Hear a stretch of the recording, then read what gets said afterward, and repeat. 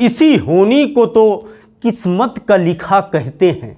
इसी होनी को तो किस्मत का लिखा कहते हैं। जीतने का जहां मौका था वहीं मात हुई। नमस्कार, आदाब, सत श्री अकाल, प्रणाम। आप देख रहे हैं एवीएन न्यूज प्लस और मंजर भोपाली के इस शेर के साथ हम शुरुआत करते हैं यूपी के सियासत का। यूपी के रियासत का यह सियासत जो इस समय प्रकृति के धूप और तेज उमस भरी गर्मी को भी मात देते हुए दिख रही है। एसी में बैठने वाले नेताजी जहां खून पसीना बहाते हुए नजर आ रहे हैं, जिनकी टमाटर जैसी गाल इस समय लाल दिख रही है, वहीं जनता भी कम नहीं है। उनके समर्थक तेज धूप और उमस भरी इस गर्मी जो 43 डिग्री सेल्सियस को भी भूल करके जिंदाबाद जिंदाबाद का नारा लगाते हुए दिख रहे हैं। इसी होनी को तो किस्मत का लिखा कहते हैं। जीतने का जहां मौका था वहीं मात हुई। यह शायरी हम मंजर भोपाली की इसलिए कह रहे हैं कि पूरे उत्तर प्रदेश में भारतीय जनता पार्टी का प्रचंड प्रचार भले ही हो रहा हो, प्रचंड जन समर्थन मिल रहा हो, लेकिन एक भूखंड अंबेडकर नगर लोकसभा क्षेत्र है जहां के पांचों विधानसभा क्षेत्रों पर समाजवादी पार्टी का कब्जा है। और समाजवादी पार्टी के आका ने, समाजवादी पार्टी के सुप्रीमो ने अपनी यहां पर मौजूदगी दर्ज कराते हुए जिस तरह से जन समर्थन हासिल किया, जिस तरह से अंबेडकर नगर की जनता ने बड़ी संख्या में उपस्थित हो करके अपना सहमति दर्ज कराया, अपना समर्थन दर्ज कराया अंबेडकर नगर के राजनीतिक पंडितों में। अंबेडकर नगर में जो इस समय जातीय और तमाम राजनीतिक समीकरण को उधेड़ बुन करते हुए, गुड़ा भाग करते हुए लोग दिखाई दे रहे, उसमें हड़कंप सा मचता हुआ दिखाई दिया। सब लोगों का समीकरण अचानक शेर सूचकांक की तरह बैठते हुए दिखाई दिया और जो सियासत से जुड़े हुए लोग हैं वो आंखें फाड़ करके उस भीड़ को देख रहे थे। कुछ ने तो कहा कि यह पैसे के बूते पर भीड़ इकट्ठा किया गया है, तो कुछ ने कहा यह पांचों विधानसभा में जो समाजवादी पार्टी की सरकार है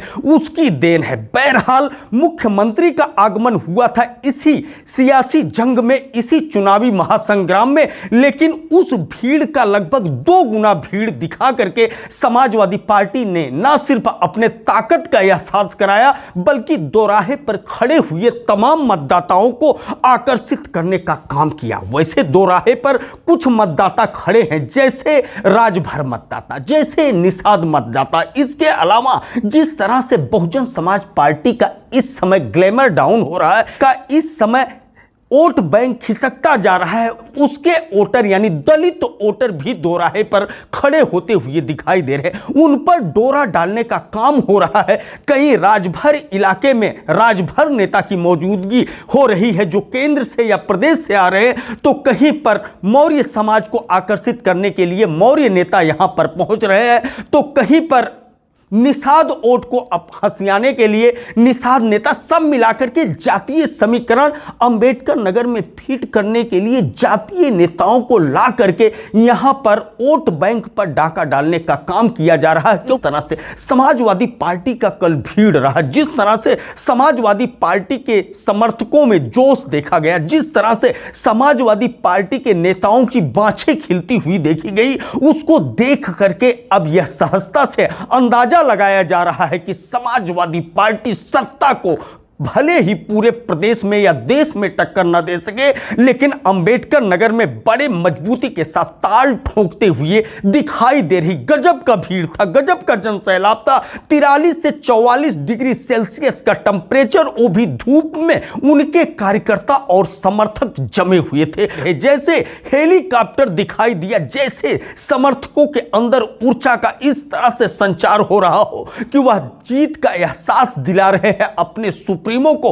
कोई टेंट पर लटका हुआ दिखाई दे रहा है, कोई तो ताली बजाते बजाते, नारा लगाते लगाते बेहोश हो गया था, उसको कार्यकर्ता और पुलिस वाले उठा करके ले जा रहे थे। लेकिन ये सारे कार्यकर्ता टस से मस होने वाले नहीं थे। बहरहाल जिस तरह से समाजवादी पार्टी ने अपने ताकत का एहसास अंबेडकर नगर में दिलाया, उसको देख करके सपा सुप्रीमो की ना सिर्फ बाँछें खिल गई बल्कि उन्होंने जीत दर्ज करने वाले अपने लिस्ट में अंबेडकर नगर का नाम डाल ही दिया होगा, क्योंकि उनको एहसास हो गया, उनको भरोसा हो गया कि पूर्व कैबिनेट मंत्री राष्ट्रीय महासचिव को अगर उन्होंने दांव पर लगाया है तो यह जरूर परिणाम में बदल सकता है। बहरहाल हो चाहे जो, लेकिन कल की यह रैली अंबेडकर नगर में एक नई लकीर खींचने में कामयाब हो सकती है, साबित हो सकती है, इस तरह का अंदाजा लगाया जा रहा है। अब इस रैली का जवाब भारतीय जनता पार्टी सत्ता पक्ष दे पाएगी कि नहीं, यह तो देखने वाली बात होगी। वहीं जनता दूसरी तरफ चौक चौराहे पर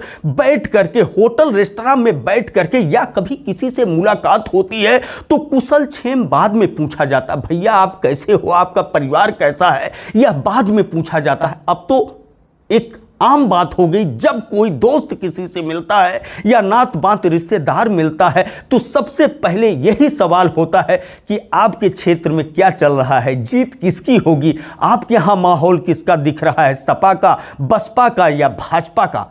तो लोग कहते हुए नजर आते हैं कि बसपा तो कहीं दिखाई नहीं दे रही है, लेकिन सपा और भाजपा में जबरदस्त टक्कर देखा जा रहा है। अब वो सपा समर्थक है कि भाजपा समर्थक है, यह तो तय होगा उससे मिलने के बाद। लेकिन एक दूसरे से सिर्फ एक ही सवाल आजकल हो रहा है कि आपके क्षेत्र में क्या कुछ चल रहा है। ओपिनियन पोल जनता कर रही है, मीडिया के लोग फीके पड़ गए हैं और जनता ओपिनियन पोल करते हुए, राहत इंदौरी का एक शायरी हमको याद आ रहा है, चिरागों को उछाला जा रहा है, हवा पर रौब डाला जा रहा है, चिरागों को उछाला जा रहा है, हवा पर रौब डाला जा रहा है, न हार अपनी न जीत अपनी, मगर सिक्का उछाला जा रहा है, मगर सिक्का उछाला जा रहा है। अब जनता ये जो सिक्का उछालने का दौर जारी कर दी है, लेकिन जनता के ही हाथ में है कि किसके सिर पर होगा ताज, कौन बनेगा अंबेडकर नगर का सरताज। यह 25 मई को तय होगा।